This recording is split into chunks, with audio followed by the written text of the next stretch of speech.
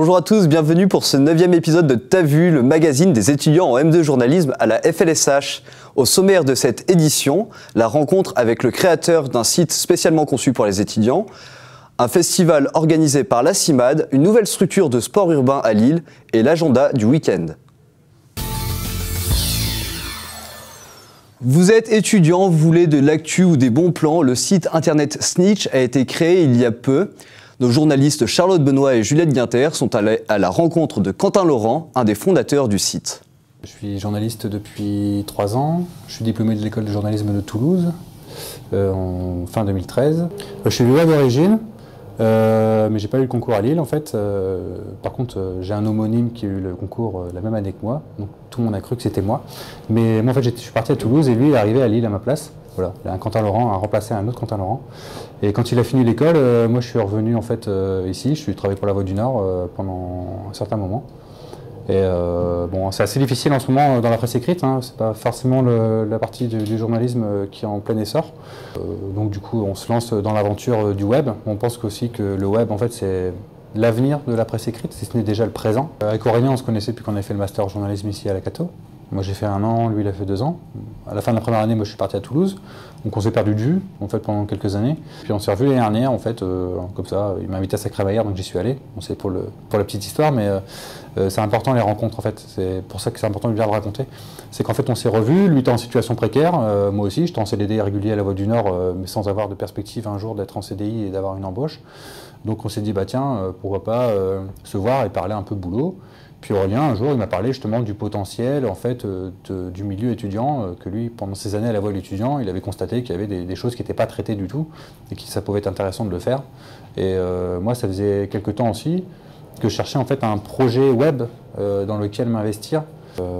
Ça part d'un constat, c'est qu'en fait, on avait constaté qu'il n'existait rien en fait en termes d'actu pour les étudiants à Lille.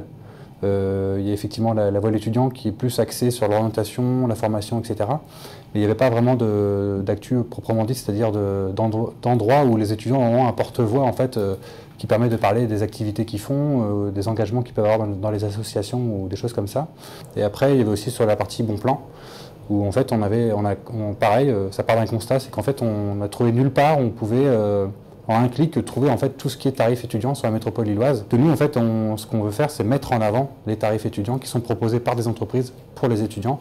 Mais là, pour l'instant, le site fonctionne plutôt bien. Ça, c'est les choses qui sont rassurantes. C'est-à-dire que le site, on l'a lancé donc il y a 1 mois et demi environ. On a largement dépassé les 1000 fans sur Facebook, ce qui est déjà plutôt pas mal. Et on tourne à environ 8000 visiteurs uniques par mois. Donc avec des articles que nous on aime bien faire, des portraits d'étudiants assez intéressants ou des sujets qui sortent un peu de l'ordinaire, comme nous on aime bien faire. Enfin voilà, pas forcément trop compliqué à faire non plus. C'est pas des grosses enquêtes. C'est sûr qu'on va pas révolutionner le journalisme. Alors snitch, c'est un mot anglais, c'est de l'argot anglais qui veut dire en fait la balance, l'infiltré en anglais. Donc nous on a juste détourné en fait l'orthographe. Normalement ça s'écrit qu'un i. Nous on l'a mis avec 2 e pour que ce soit un peu plus visuel. Pareil, le nom est très difficile à trouver, il faut savoir, parce qu'il faudra trouver un nom assez péchu, pour quelque chose qui soit assez sympa à l'oreille et aussi quelque chose qui soit assez parlant. Alors Snitch, c'est pas forcément parlant, mais le logo en fait est là aussi pour accompagner le nom. Quand on a une idée, il faut y aller à fond et s'accrocher. Voilà. Vous l'avez compris, si vous voulez des bons plans, n'hésitez pas à aller sur Snitch. Tout de suite, le festival de la CIMAD se termine ce week-end. Nos journalistes Mathilde Guillot et Clémence Rollin sont allés à la rencontre de l'association Migrants de Seine qui produisait le spectacle Bienvenue en France. Le vendredi 20 novembre a eu lieu le spectacle Bienvenue en France, organisé par l'association La CIMAD dans le cadre du festival Migrants de Seine. Né en 2000 à Toulouse, le festival a aujourd'hui conquis 45 villes de France. Cette année, la thématique s'est portée sur les réfugiés. C'est un festival à vocation de sensibilisation. Donc ça, c'est très important parce que c'est pas juste une programmation d'événements culturels et artistiques. On cherche vraiment à travers nos événements à sensibiliser le public et à proposer un espace d'échange et de dialogue sur la question des migrations. On travaille beaucoup en coopération avec les artistes. On essaye d'être présent dans différents lieux culturels de Lille et on essaye aussi de travailler avec des personnes migrantes elles-mêmes pour les faire parler ou en tout cas porter leurs paroles. Une semaine après les attentats de Paris, quel message le festival peut-il faire passer? De dire que les personnes qui viennent en France, voilà, ce qui fuit, c'est ce qui nous est arrivé là, et de ne pas forcément faire des raccourcis un peu trop vite. Sur les 9 comédiennes de Bienvenue en France, elles sont 7 à faire partie du centre d'accueil des demandeurs d'asile, dit CADA, de Dieppe. Quand on est arrivé en France, c'est difficile. C'est difficile qu'on ne connaît pas personne. J'ai pas maison pour dormir. On souffre. Pour voir aide, c'est difficile pour nous.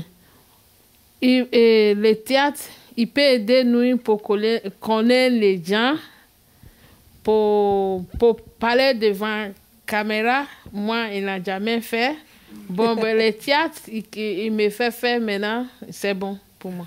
Elles ont toutes commencé par pratiquer le théâtre grâce à la metteuse en scène, Odile Mauviard, lors d'ateliers visant à leur apprendre le français et par la même occasion à raconter leur histoire.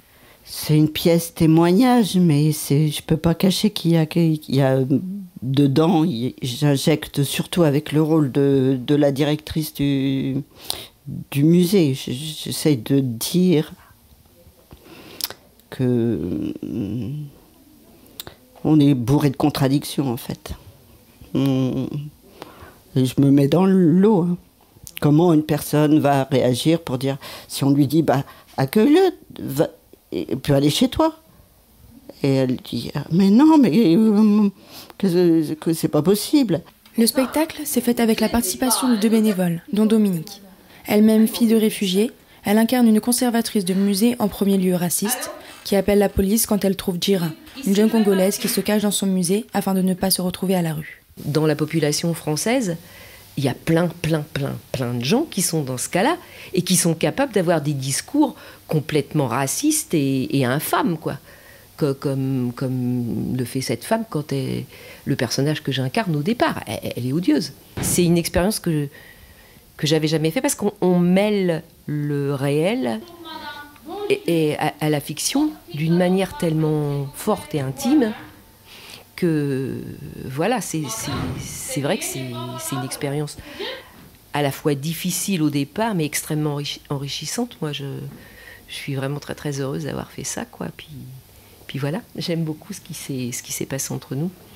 Un alliage entre la réalité et la fiction qui a autant touché les artistes que les spectateurs. Les femmes qui jouent leur rôle, enfin ce qu'elles ont vécu dans la vie, enfin on sentait que c'était pas joué, quoi. Ça venait du cœur, quoi. Vraiment, elles avaient quelque chose à dire. C'était très parlant, très véridique. Le festival se clôturera ce samedi 28 novembre au Théâtre du Prato avec une déambulation, un buffet, un débat et de l'initiation à la danse syrienne. De retour sur le plateau, Mathilde Guillaume nous a rejoint. Bonjour Mathilde. Bonjour. Vous étiez sur place, donc est-ce que vous pouvez nous dire si un peu ce festival a marché, quel en a été l'impact? Oui, il a pas mal marché, c'était complet en fait. La séance était complète, donc les spectateurs étaient présents. Vraiment, et du coup, qu'est-ce que vous en avez pensé? Enfin, le festival là, se déroule à Lille, il se déroule pas à Calais, enfin c'est quand même une thématique prenante, les migrants aujourd'hui. Oui, mais en fait, l'association, la CIMAD, c'est une toute petite association. Il y a un seul salarié pour toute la région. Et en fait, ils n'ont pas les moyens de pouvoir aller à Calais, ni les bénévoles, ni les moyens. Et eux, ils sont spécialement en fait à Lille parce qu'en fait, ils aident les demandeurs d'asile en fait à avoir des papiers, à faire toutes les démarches administratives. Du coup, en fait, ils peuvent pas être partout, ils sont pas assez. D'accord, très bien. Merci beaucoup pour ces informations. Donc, après cette page un peu culture, ce festival, on passe tout de suite au sport. Donc, nos journalistes Anastasia Alaguera, Vina Nodin et Azaria Anglionin sont allés à la rencontre d'une association qui a créé une nouvelle structure spécialement conçue pour le sport urbain. Rue de Fresnelet à Villeneuve-d'Ascq, s'est récemment ouvert Expérience urbaine, une structure qui vise à rassembler les sports urbains traditionnellement pratiqués dans la rue. Du coup, c'est d'expérience qu'on a monté ça, c'est pour ça que ça s'appelle Expérience urbaine. C'est lié à nos expériences de terrain. Ici, tous les éducateurs sont des éducateurs spécialisés et le but, c'était de regrouper des activités à forte valeur pédagogique qui permettent de faire évoluer, quel que soit l'âge. C'est l'éducation physique et sportive, voilà, mais moderne, en version 2.0. Il n'y a pas de fédération française, donc ils ne sont pas reconnus comme étant des sports à part entière, puisque le sport est classé par des fédérations françaises chez nous.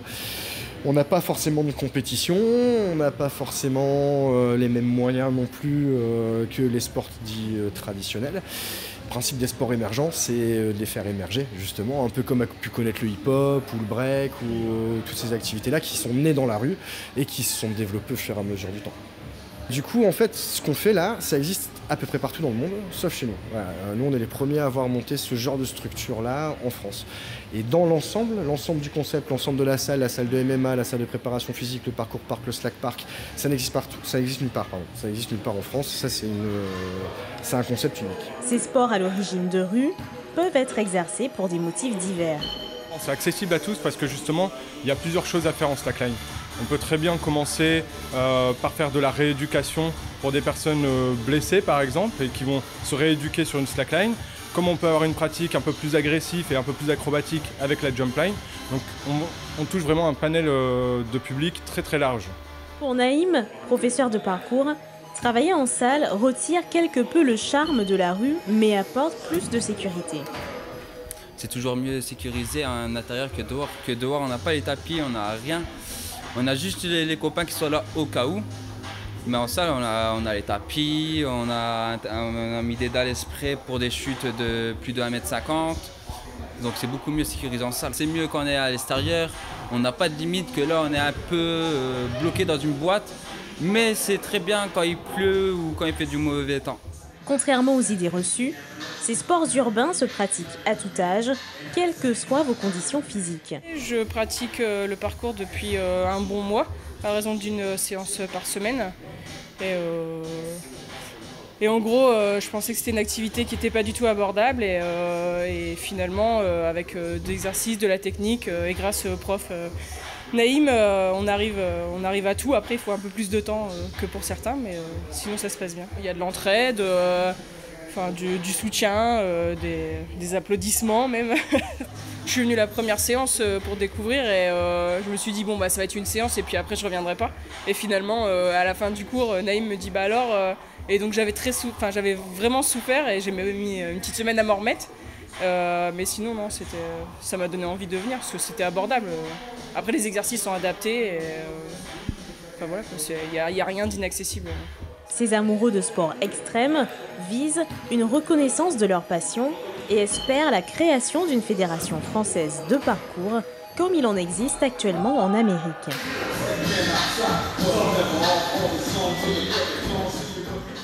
Vina nous a rejoint sur le plateau. Bonjour Vina. Bonjour Adrien. Alors je suppose que cette structure draine pas mal de personnes. Est-ce que en fait toutes les personnes qui vont faire du sport là-bas sont diplômées? Comment elles sont encadrées? Est-ce que vous pouvez nous en dire un peu plus?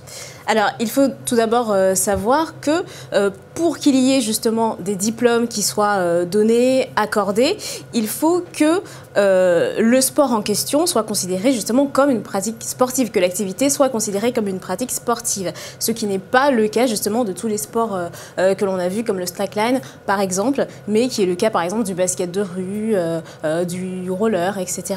Et c'est justement ce que visent les gérants de cette structure. Ils espèrent en tout cas que le gouvernement va donner une certaine reconnaissance au sport de rue. Voilà. Très bien. Exact. Bah, merci beaucoup Vina. Je vous souhaite une bonne journée. Merci. À bientôt. Nous allons tout de suite recevoir Hubert Desmarais pour l'agenda du week-end. Bonjour Adrien. Bonjour Hubert. Comment allez-vous? Bah, très bien, et vous? Ça va très bien, je vous remercie, impeccable. Bon, que nous proposez-vous là pour ces petits week-ends de début d'hiver là? Bah justement, début d'hiver, il fait froid, il fait pas très chaud, on n'a pas forcément envie de sortir en ce moment, il fait pas plus de 10 degrés dans les rues de Lille. Alors il est difficile de se balader, difficile d'aller dans les parcs ou de boire des verres en terrasse avec modération, n'est-ce pas? Alors le mieux dans ce cas, pourquoi pas, c'est d'aller au théâtre, au cinéma, pourquoi pas rester chez soi même, ou d'aller au restaurant ou se faire une bonne bouffe entre amis comme on dit. Alors pour se requinquer, se faire une bonne bouffe entre amis justement, c'est pas mal. Et moi ce que je vous propose, c'est d'aller pourquoi pas au Roi des Gueux, que vous connaissez Adrien, j'en suis sûr. Oui, bien Roi sûr. des Gueux situé rue Masséna. Alors il y a de tout, hein. On y mange très très bien, il y a des travers de porc, de l'andouillette à la sauce moutarde, des pavés de bœuf, côte à l'os, jambonneau à la forestière, confit de canard. Enfin, je vais pas vous faire toute la carte, mais en tout cas, fait plaisir. Ouais, ça réchauffe, et le tout dans une ambiance médiévale et très chaleureuse. Vous serez très bien accueilli par Jacques et sa fabuleuse moustache, n'est-ce pas? Tout à fait. C'est rue Masséna et c'est vivement recommandé. Chaudement vêtu, vous pourrez également aller sur le marché de Noël, tout près de la place Riour. Écharpes, bonnets et manteaux sont évidemment de mise. Vous y trouverez, je vous le souhaite, votre futur cadeau et surtout, vous pourrez y boire un verre de vin chaud, là aussi avec modération, n'est-ce pas Adrien ?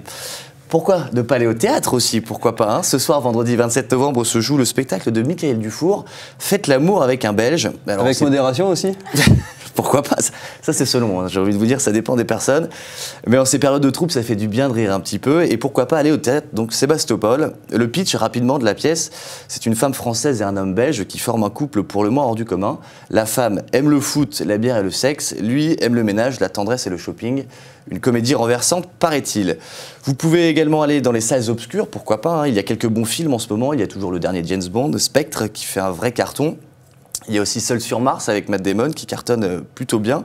Mais je vous recommande cependant moi, le film de Thomas Bidéguin, Les Cowboys, avec François Damiens. Alors c'est pas un sujet très très marrant, c'est pas un film très amusant, mais François Damiens il joue un rôle très sérieux et ô combien dramatique et sensible surtout. Ouais, c'est assez renversant comme film, je vous le conseille. Vous pouvez vous rendre pour ça à l'UGC rue de Béthune. Et alors si vous n'avez pas le budget pour soit aller au théâtre, soit au cinéma, soit aller au restaurant, vous pouvez très bien rester chez vous ce week-end. Si vous avez la chance d'être abonné à Canal+, vous pourrez rester dans votre canapé. En rugby, on aura demain un très beau match entre le Racing Métro 92 et le Stade Toulousain. Ce sera demain à 14h45. Je pense que vous allez le suivre, Adrien. Allez Toulouse. Allez Toulouse, oui, complètement. Et demain soir, il y aura un Clermont-Toulon. Ça peut envoyer du bois, comme on dit dans le milieu. Et enfin, pour le foot, il faudra attendre dimanche soir avec ce match entre Marseille et Monaco. Voilà ce que l'on peut faire ce week-end, Adrien. Merci beaucoup, Hubert. J'espère que tout le monde prendra bien note de vos conseils. J'espère, j'ose espérer. Et puis à bientôt, peut-être pour une autre chronique ou un autre agenda. La semaine prochaine, pourquoi pas. D'accord, très bien. Au revoir. Merci, c'est le dernier épisode de ce T'as vu, donc n'hésitez pas à nous retrouver vendredi prochain ou les autres vendredis encore après. Bonne journée à tous.